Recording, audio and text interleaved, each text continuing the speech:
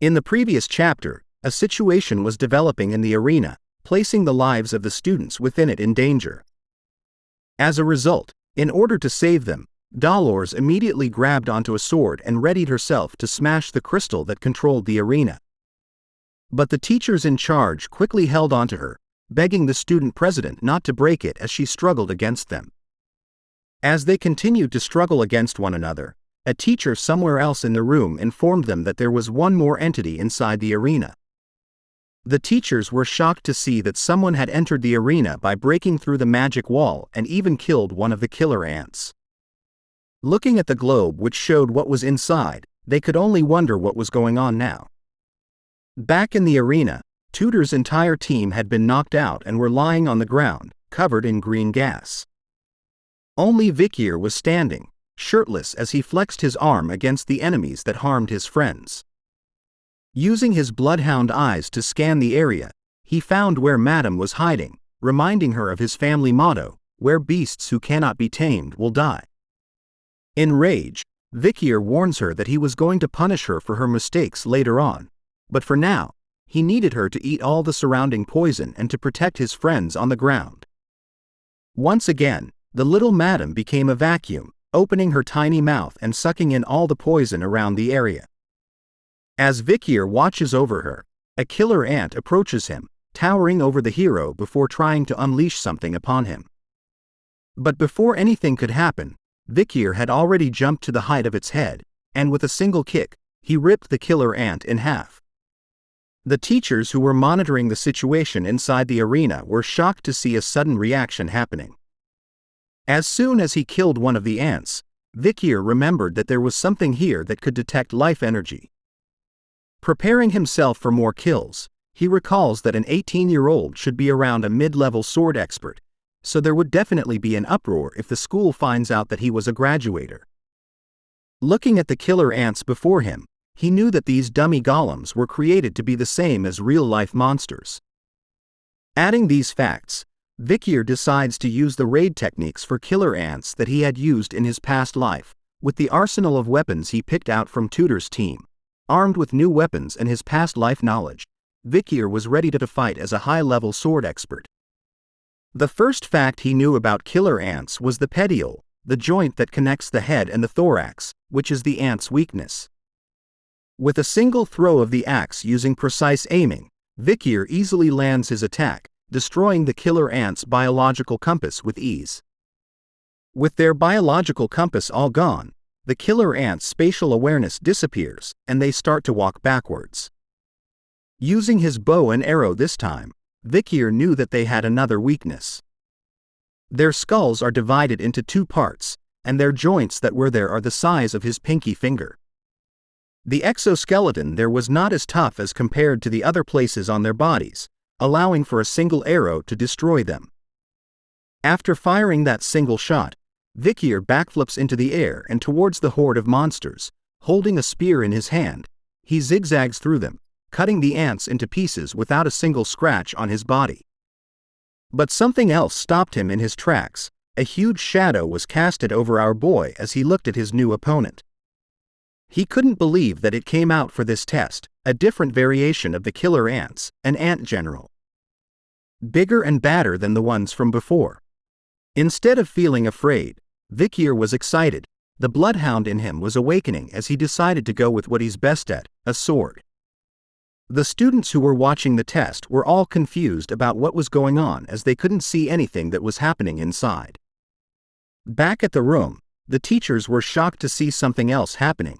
One of them reported to the others that the ant general in the test had been defeated, and all examinees inside were doing fine. Professor Snape was shocked to learn that the ant general had been defeated. He knew that it was a golem that the academy students would not be able to defeat. It was made for fun in order to place the overconfident students in their places, and tough enough for the students to withstand it for an hour. As Snape thought to himself about how it could be defeated, another teacher barges into the room, shouting out that he had found where Professor Sadi is, who held the B key. The teachers were mad, asking where he found her, and it turns out that he had found her at a nearby alley bar where the owner was complaining about how she was vandalizing and destroying his business. Instead of being angry at her, Dolores quickly reminds them to hurry up and open the magic wall that was trapping the students inside the dome. With the missing professor finally found, the teachers were able to open the magic wall, releasing the poisonous gas inside. The incident during the Academy's midterms came to an end after the magic wall was lifted. Emergency services from the school took 42 minutes and 13 seconds. The teachers that went inside were stunned to see that all the ants had been defeated. Dolores rushes in as well, immediately ignoring the corpses of the dead monsters and begins her search for the students, but as she looked, she came across something that left her stunned. It turns out that she had chanced upon Vikir, who laid on the ground unconscious, surrounded by corpses of the killer ants, making her wonder how he was in here. Vikir was acting. He knew that what he was doing was sloppy, but this was the best choice. He had to act like he fainted while fighting with the others. Seeing the other students coming in was troublesome for the young hero, but he was still satisfied, since he didn't lose any of the future heroes in this incident. Taking the chance, the vice president whips out her camera, taking a candid photo of Vicier on the ground to use in the student paper. An article was written about him. To save his peers, a hero was born during Colosseo Academy's midterms. The truth behind Vicier's heroic deeds, although he fainted, is a statement from the young man who says that what happened is the outcome that was created by combining the power of him and his friends.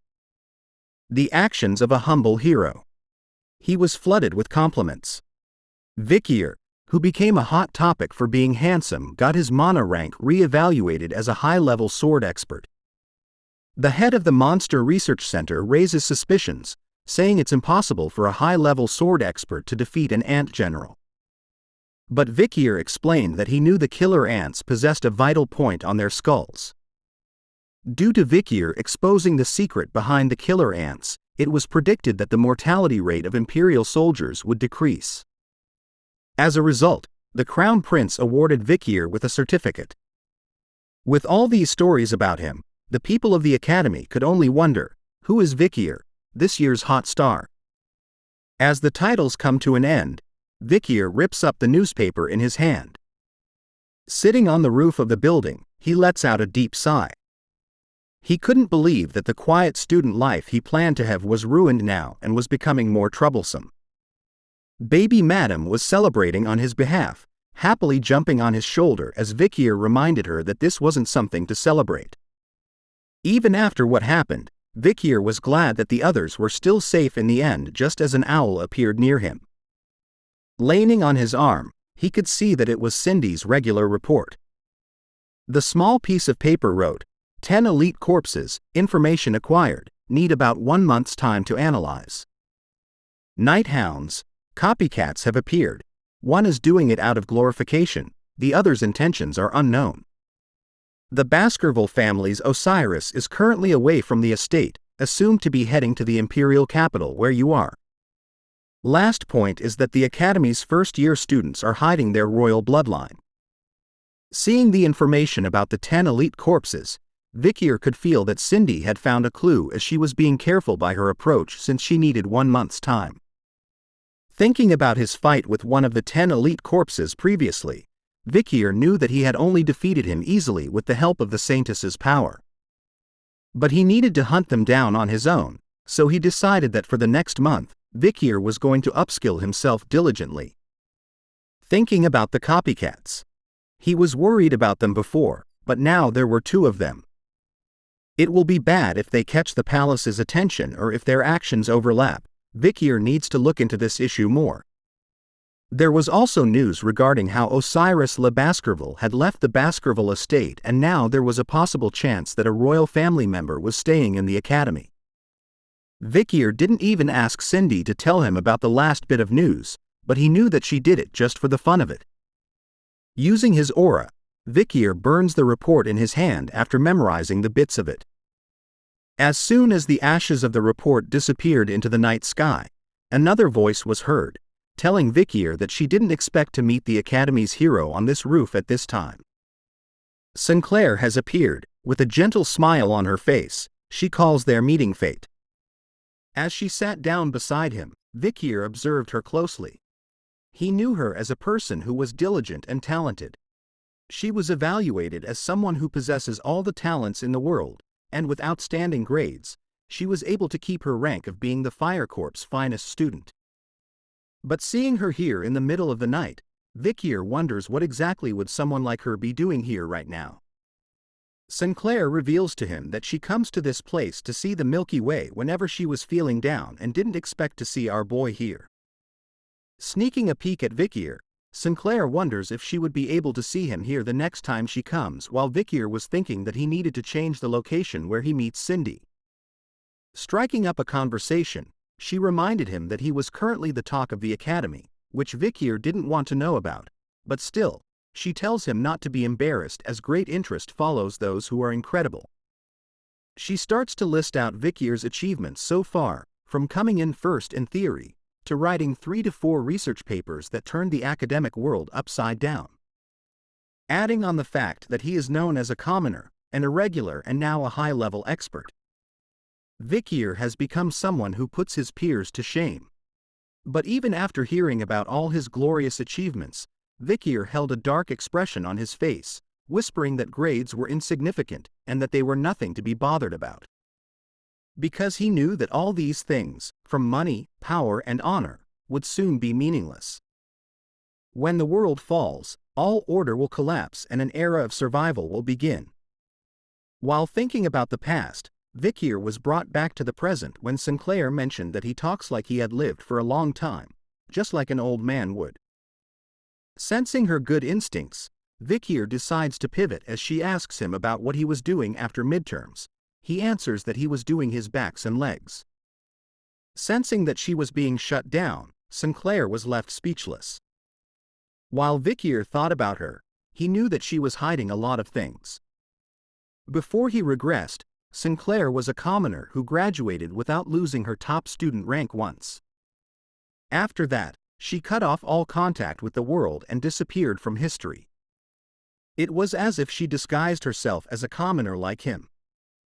Which made him think that the royal who was hiding their identity, as per what was written in Cindy's letter, must be her. The next day, we see Tutor stretching his body as he complains about how long the exam period has been, but he was glad that if they finish their attack exam today, then their midterms are done. Because of the accident during the defense exam, they gave them special considerations for sustaining injuries, so the exam schedule was delayed, which is why it felt so long. Tutor was still upset over his bet with Granui as it ended up in a stalemate. Instead, Tutor had found out who he needed to set as his new rival, which meant he gained a lot from the exam. Hearing that, the rest of the boys started to tease Vicier about how he hid his skills from them, but were grateful that he saved them from being injured too much, and that he was a high-level expert. He turns around to remind them that he didn't deal with the monsters by himself, but all the boys could hear was his modesty. Changing the topic, the boys brought up the news that the Night Hound had committed another terrorist attack. PG pulls out a paper from his bag, telling them that the students at Varangian Drill Hall were hurt by the Night Hound. He continues to read the paper about how the students found the Night Hound, and while they were trying to restrain him, the students were harmed. As the boys tried to make sense of the problems caused by the Night Hound, Vicier stood by himself at the back, thinking that this was the doing of the copycat again. Now that he has 2 copycats, he knows that one of them hasn't committed any crimes recently, but the number of crimes the other one has committed is gradually increasing. The problem is, safety precautions against the Night Hound may become stricter. If that happens, it could affect his future assassinations. Vicier decided that after he had finished his exams, he was going to get rid of the copycats. We changed the venue to the Colosseo Academy's attack exam area.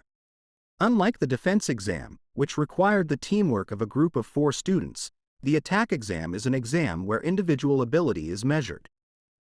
It will proceed with a one-on-one match between a professor and a student, and points will be given whenever the student lands fatal blows and evades the attacks of the golem controlled by the professors.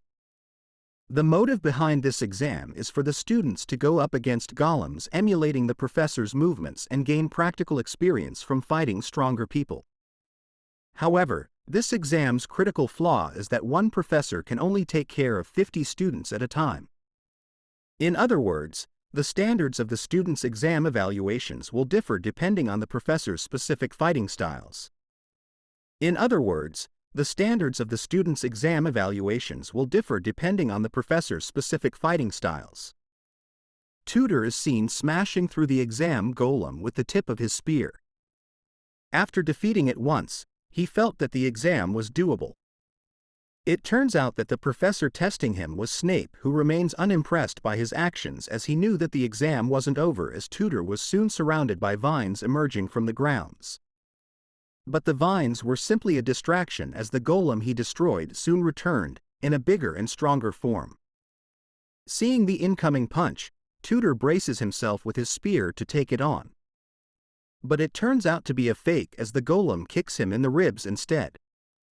One kick was enough to turn his pupils white as Tutor laid on the ground, gripping his stomach in pain.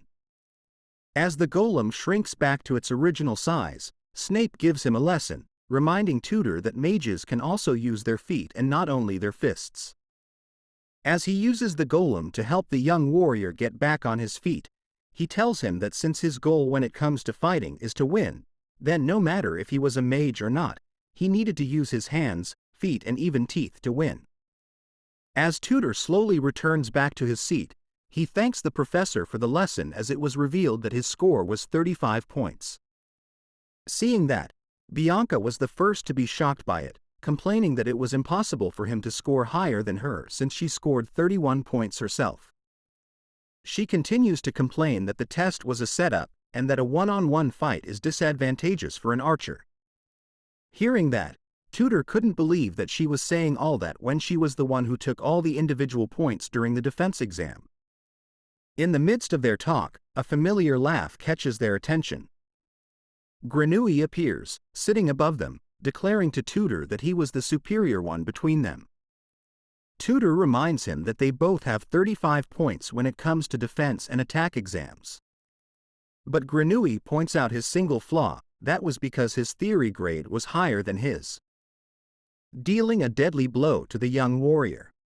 Feeling hurt over how he lost to Grenouille, Bianca comforts him, since their theory professor was Vinci Morgue, who was still lucky. Thinking about it, she knew that the others have Professor Sadi, who was known as a pathetic, drunkard professor who disappeared with the magic wall's B key. Their seniors have even described her as weird and unprofessional. The #1 professor that all students should avoid. Hearing about all that, Tutor wonders how such a person was able to become an academy professor. Bianca tells him that she was a very skillful person, so when she's not working as a professor, she helps the authorities chase criminals down. Dangerous criminals like the Night Hound. Worried about the boys, Tutor wonders if they were going to be fine since they were all amazing and talented in their own rights. Which is why Bianca was worried. She gazed up into the sky, revealing that Professor Sadi was the last relative of a fallen marquis. She was apparently envious of talented students who come from a good family. The problem is that because of her envy, there was a rumor going around saying she completely destroys talented students. That rumor turns out to be true as a heel is being pressed into the skull of PG, who lays on the ground unconscious. Blood spilling everywhere. The students in a different exam room were horrified, wondering if this was really a test since another one of them had fainted. In the midst of chaos, the remaining students wanted to get out, but the door wasn't opening. Soon, they were shouting for another professor to come or for someone to save them from their situation. Professor Sadi was observing the situation with her feet still on PG's head, seeing how they were acting. She calls this year's students a bunch of cowards. It turns out that Sinclair had been beaten by her as she laid on the ground as well. Sancho was knocked out as well. All three of them had achieved 0 points in the exam. Holding her whip in her hand, Sadi thinks that continuing the exam would be a complete waste of time. Looking around, she spots a single student still remaining in front of her. Vicier was looking straight at her, his eyes underneath the thick glasses revealing his bloodhound aura. Not knowing who he was, Professor Sadi licks her lips and gets excited over how she was going to torment him and calls him forward. Thanks for watching the latest part from the voice of Manhwa. Subscribe for more content and don't forget to comment below what you want to see in the future. Like and share for more.